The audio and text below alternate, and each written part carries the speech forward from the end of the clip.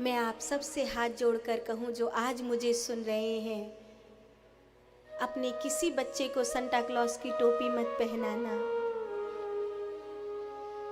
ये देश संतों का है भैया, संता का नहीं है।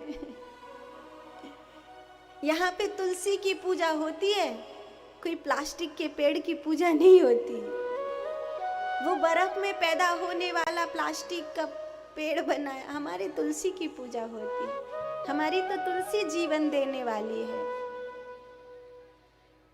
उनके देश में जिनका तुम गुलाम रहे हो, उनके देश में उस पेड़ को बर्फ में उगा हुआ देखा जाता है, वो उनके लिए महान होगा।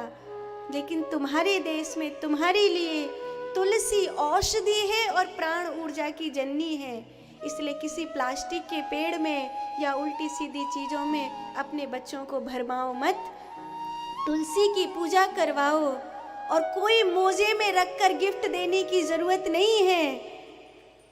अगर आपको लगता है कि इस दिन मेरा बच्चा गिफ्ट मांगेगा, देना ही है, तो उसे भगवान के आगे, अपने गुरुजी की तस्वीर के आगे प्रणाम करवाओ, और कोई गुरुजी की ओर से, भगवान की ओर से कोई ऐसी चीज दो जो उसके जीवन में काम आए, कि ये संतों का प्रसाद है, किसी संतावंता का नहीं है।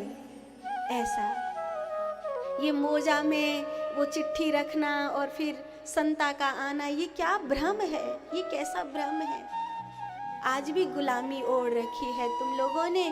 तभी तो तुम्हारे धर्म के लिए जिन्होंने अपने आप को जिंदा दीवार में चुनवा दिया, उन गुरु गोविंद सिंह के लाडलों की 25 दिसंबर को वीर गति भूल जाते हो और संता वगैरह को याद करते हो। मैं तो कहती हूँ, ये मत याद करो कि आज़ादी कैसे मिली, इस बात पर चिंतन करो कि तुम गुलाम कैसे हुए। अगर इस बात पे चिंतन करोगे कि आजाद कैसे हुए, वो पीछे की बात है। इस बात पे चिंतन करो कि आखिर गुलामी क्यों हुए, और इस बात पे चिंतन करोगे तो दोबारा गुलामी कभी नहीं आएगी।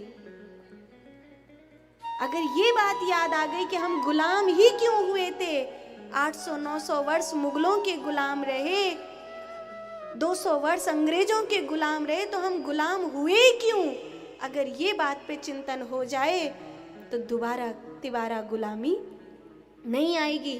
और अगर ये बात पे चिंतन नहीं हुआ तो फिर गंदे लोग बढ़ जाएंगे और फिर हमें गुलाम बना लेंगे।